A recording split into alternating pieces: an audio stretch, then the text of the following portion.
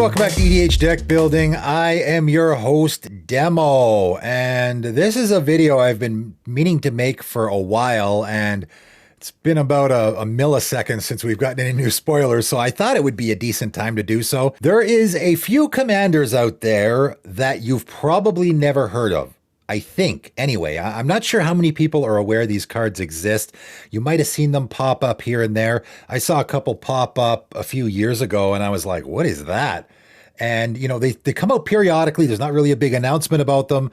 They're really interesting, super unique commanders that you probably don't know exist. At least I think most commander players don't know they exist, but they are a real thing, and there is a chance you could run into them. Like, very slim chance, but there is a chance you could run into them in a commander game. So what am I talking about here? Well, I am talking about Heroes of the Realm, and what Heroes of the Realm specifically is, and I'll read the actual description here. Heroes of the Realm are a series of Magic the Gathering celebration cards created by Wizards of the Coast to recognize internal teams and individuals who have had tremendous impact on the business. So actual Wizards of the Coast employees, they're getting, like, I don't know, it's like employee of the month or something, right? It's like, you're a great employee, we're making a magic card for you. They form part of the company employee recognition program that are awarded for work done during the year. So it's good job, you know, you did a great, and again, I don't know if it's one individual. I'm not sure how many of these cards actually exist. Is it just one, like, hey, there's this one guy, you're employee of the year, here you go? Or is it a few people, then you all get one? I think there is a lot of, definitely, these are custom things made for specific people, I think. So there's a lot of that going on. Not exactly sure, but they are some really interesting cards, and of course, commanders. So let's take a look. First up, we got Nerra Hellkite Duelist, and this is the first one I think I saw way back. I think what this one says, it came out in 2016, so it's pretty darn old now. A Wooburg commander, right? 5 colors, legendary creature dragon, so this can be your commander. 6/6 with flash, flying, trample, and haste. That's not bad. When Nerra Hellkite Duelist enters the battlefield, the next time you would lose the game this turn. Instead, draw 3 cards and your life total becomes 5. So that's an interesting ability to have. The only issue, though, of course, is, do you save it, or do you probably want to get your commander out right away, because you probably want to attack with it, I think. I mean, I don't know what else you would do with your commander other than attack with it. I guess you could do 5-color dragon tribal here, although the Ur Dragon, I think, was probably, you're not really going to beat that for a dragon commander. What you could do, like having an ability with that, you kind of want to save it for, like, I'm about to lose the game. My opponent cast a Crater Hoof or a Torment of Hellfire or whatever. They're about to run me over. Maybe I can flash this out. And in order to do so, of course, I need to have it in the command zone. Also, though, what you could do, if you don't want to save your commander till the last second, you could do Blink. Whoever's actual commander this is that has this deck, here's my suggestions to you. Ephemerate, right? Or something like that. You know, one of those blinking spells, Cloud Shift. It would have to be one of the ones that enters the battlefield immediately, right? You don't want to come back on the end step because you might already be dead. So my opponent has that Crater Hoof attack coming. I ephemerate my commander. It comes back into play. And the next time I would lose the game this turn, instead I draw 3 cards and my life total becomes 5. So I eat all the damage. And instead of losing the game, I draw 3 cards and my life total becomes 5, which of course is a lot better than just being dead. You know, if I was building this deck, I don't even know what direction I would take. I would just make sure I had some of those instant blink effects. And of course, you're in 5 colors, so that's not hard, so that I could use them in that scenario. Pretty neat commander. Really neat art for sure. All right, next up, we got Modo the Gnarled Oracle, black, blue, green. So a Sultai commander, zombie elf wizard, great creature types, 0/3. Has eminence, so you can use it, of course, in the command zone. Pay X and discard a card. Target player reveals cards from top of their library until they reveal a creature card with mana value, updating the text here, X or less. Put that card onto the battlefield under your control. Then that player shuffles the rest into their library. Activate this ability only if Modo is on the battlefield or in the command zone. Why would you ever cast this? Why would you ever not? Like, if there's ever a commander that you would never, ever cast, and of course, that's not great. That's why people don't love the Eminence ability. I mean, this is it. Why would you ever cast this? There's no reason to. You're just leaving your commander open to removal. In the command zone, it's protected from everything. Pretty sure there's no way to hurt you that way, right? So why would you ever cast this? I don't know, unless you wanted to do zombie or elf or wizard tribal. Yeah, you just leave this in the command zone, always. So obviously, pay X and discard a card. You're going to do a little bit of discard here. You know what the funny thing is here? Everybody loves Villainous Wealth. You know, you used to see those Villainous Wealth decks. This could be a decent Villainous Wealth commander because it's kind of doing the same thing. It's in the right colors, obviously, and it's sort of doing the same thing that Villainous Wealth is doing a little bit.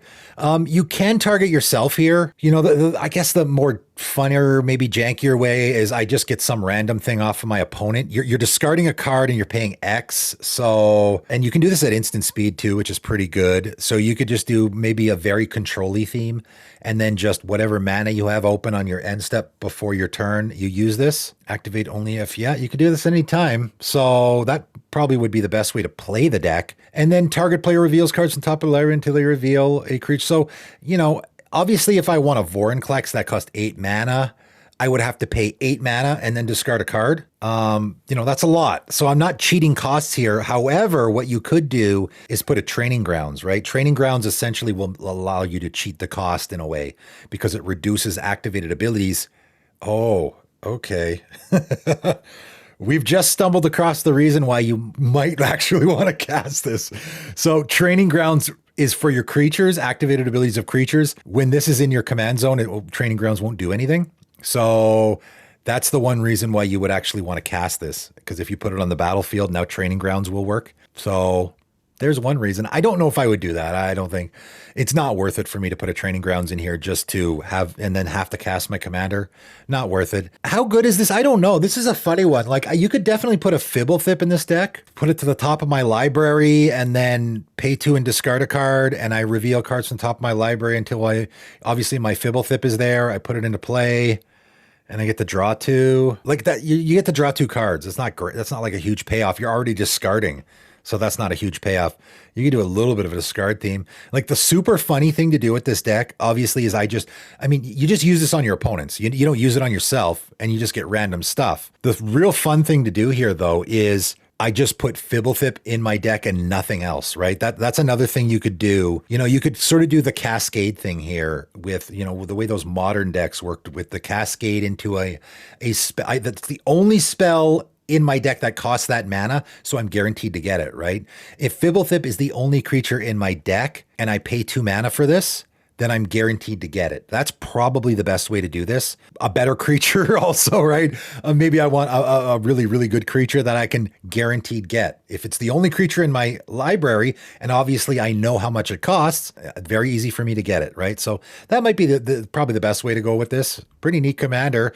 Don't love the Eminence ability, but pretty neat. Soul Advocate Eternal. This is another one that I saw, you know, many moons ago. It is the Atraxa colors, right? Green, white, blue, and black. Dragon Angel. Those are pretty neat creature types. 4/4. Legendary Partner. You can have 2 commanders if this is one of them. The other one is promoted to legendary. God, I hope they never actually use that ability on any other card.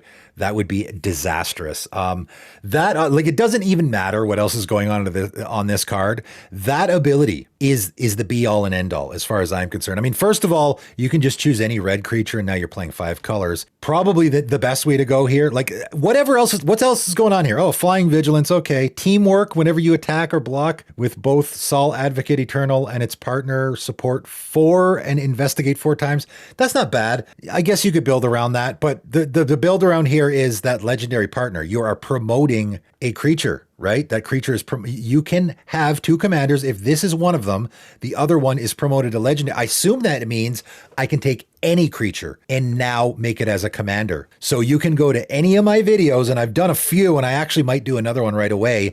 The Should Be Commanders video, really neat, interesting creatures. And there's no limitation here at all. The limitation is it's got to be a creature. You can have 2 commanders if this is one of them. The other one is, you can have 2 commanders if okay, so wait a minute. Does it have to be a creature? It doesn't even specify if it has to be a creature. Maybe you could use a planeswalker. I'm not sure. Anyway, the best thing to do here, I think, is I take one of those really interesting non-legendary creatures that have some pretty interesting build-around possibilities.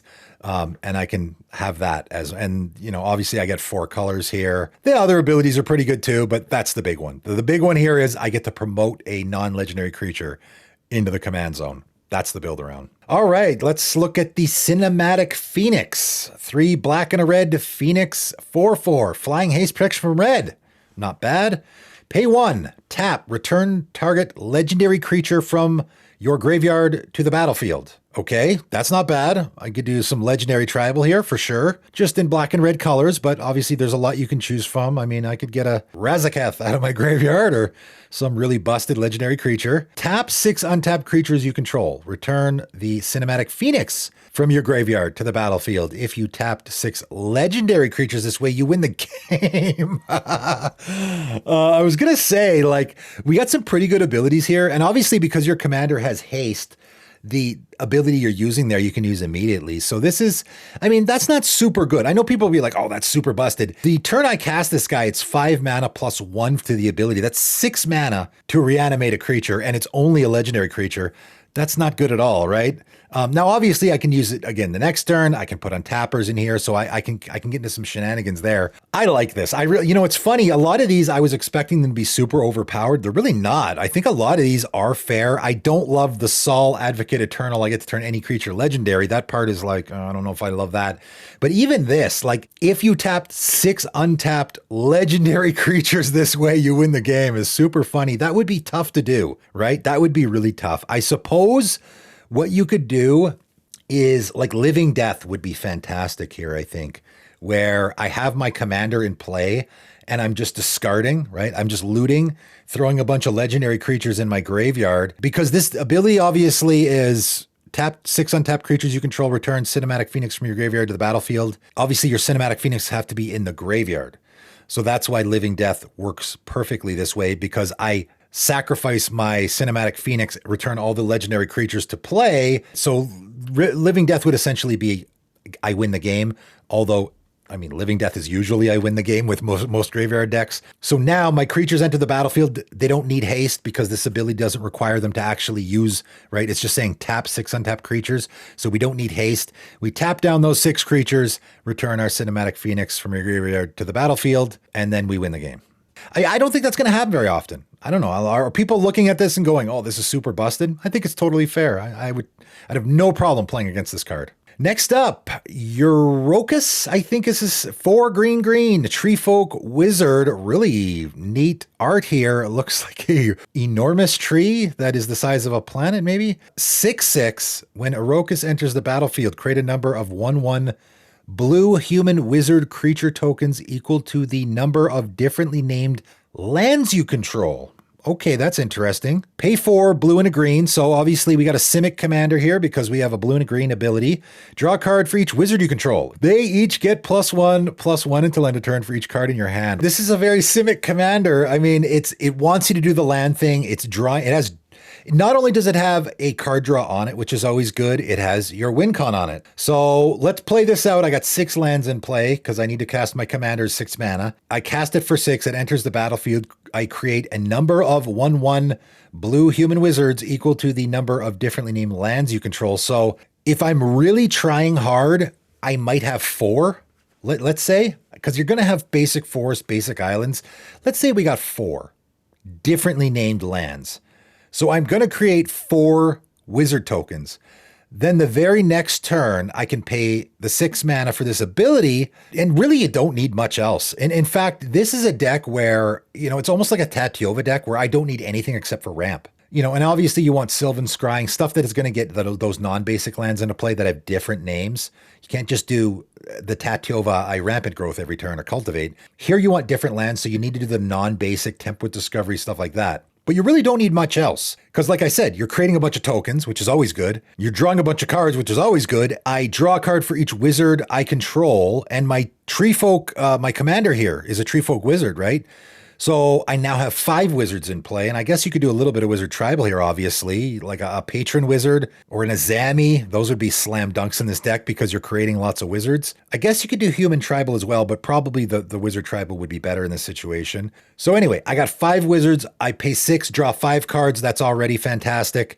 Then each wizard I control gets +1/+1 until end of turn for each card in my hand. So that's going to be a minimum of 5 because I just drew 5 cards, probably more like 7 or 8, right? So That's going to close out the game pretty quick. I'd say this is probably the most powerful one. The build around's super easy. I don't have to do hardly anything except for just putting lands into play. I just put differently named lands in my deck. Obviously, Field of the Dead would probably be a slam dunk in this deck as well because you're doing that anyway, right? Pretty easy build around. This is a really good commander for sure. All right, Andreos Roaming Explorer, and this is all I could find here is what looks like a picture of this card. I'm assuming it's the real deal. It says 2021 Heroes of the Realm. So Andreos Roaming Explorer, 5 and a green, legendary artifact creature, wizard, 4/3, has reach. As long as Andreos is attacking, tapped creatures you control with base power and toughness, 4/3 have base power and toughness. 69? Okay, now we've gone from very reasonable commanders to completely out into the stratosphere here.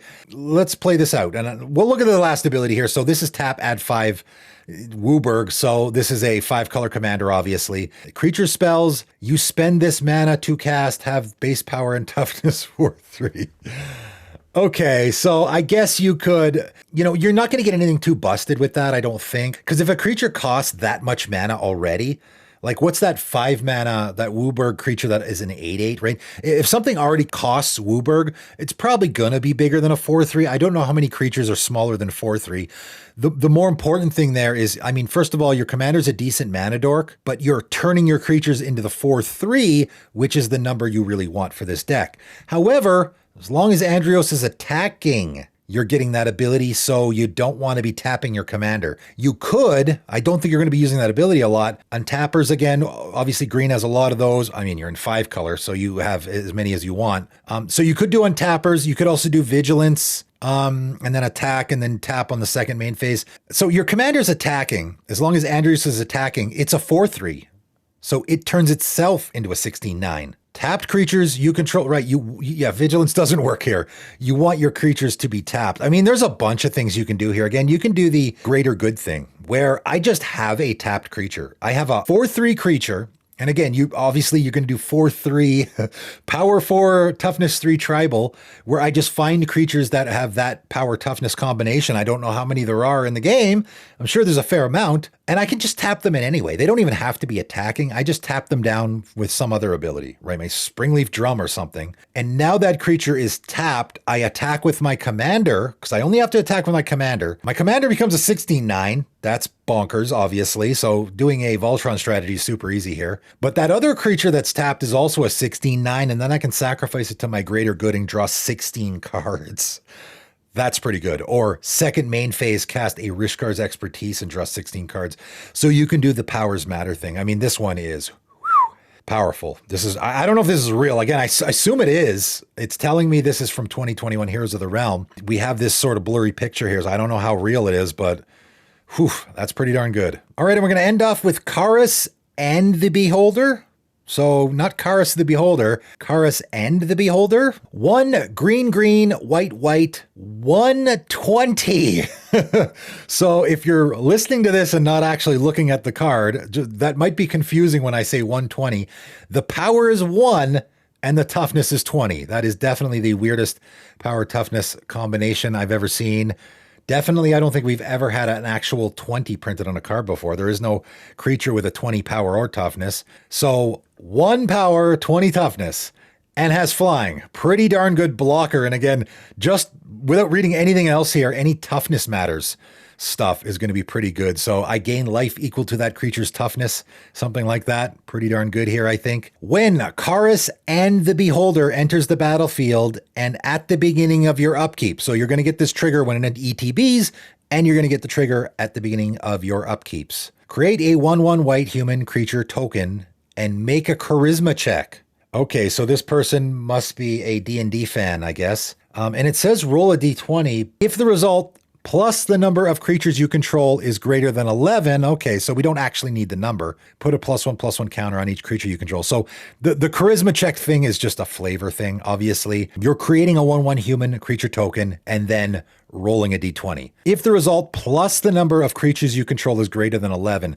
So if I have my Karis and the Beholder and just the token I made, I now have 2 creatures. So that means the roll +2 is greater than 11. So a 9, right? Or I guess a 10, +2 would be greater than 11. Put a +1/+1 counter on each creature you control. So that's definitely good. Obviously, the more creatures you have, the better chance of getting that result, right? Because, of course, you want the number to be greater than 11. If I have 11 creatures in play, I'm guaranteed to get it. And obviously, if I have a lot of creatures in play, I'm going to be putting a counter on each of them. That's pretty good. So that sort of plays into itself. If the result is a natural 20 for each non-legendary creature you control, create a token that's a copy of that creature. Wow. And of course, rolling a natural 20. I mean, again, if you're not familiar with D&D, rolling a natural 20 means I actually rolled a 20. The dice says 20. I don't get to put any pluses or anything on it. The dice actually says 20. So if you roll a natural 20, you create a token copy of each non-legendary creature you control. So of course you don't copy your commander. Still really, really good. Again, I don't think this is super overpowered. What do you guys think? Like, I'm reading all of these and I'm thinking I would have no problem sitting down at a table next to any of these. I don't think. Again, I think the Andreos is probably the one that is the most busted just because it's super easy. Like, it would be super easy to kill with commander damage. It would also be super easy to, the powers matter stuff, super easy. This guy, if you roll, if the result is greater than 11, you get the first ability. And if it's a natural 20, you get the second ability. But if it's a 11 or lower, you get nothing, right? If you just roll like an 8, you get nothing here. If the result plus the number of creatures you control. So you really do want a lot of creatures here, or else you might whiff on this. I mean, you do get it within ATBs and you do get it on every upkeep, but still, that's not a lot. Your commander's a phenomenal blocker. It's a 120 flyer, so it can block anything, assuming that thing doesn't have death touch. Phenomenal blocker. Outside of that, though, this is actually not a super powerful ability at all, I don't think. If you roll a natural 20, it's good. Might maybe end the game if you roll a natural 20. Although those tokens you're creating probably don't have haste, so you might have to wait a whole nother turn. It's an interesting one. I don't know. What do you guys think? Some pretty interesting commanders here for sure. Again, I thought I would just talk about them just like I would talk about any new commander coming out from a set. They release like 1 or 2 of these a year, I think. Again, they're giving them to Wizards of the Coast employees. Have you ever seen any out in the wild before? How many people are actually familiar with these commanders? Have you actually seen them before? How many people have actually sat down across a table from possibly that Wizards employee who is playing this deck? That would be an interesting situation as well. You guys let me know in the comments below. That is it for today, though, and thanks for tuning in.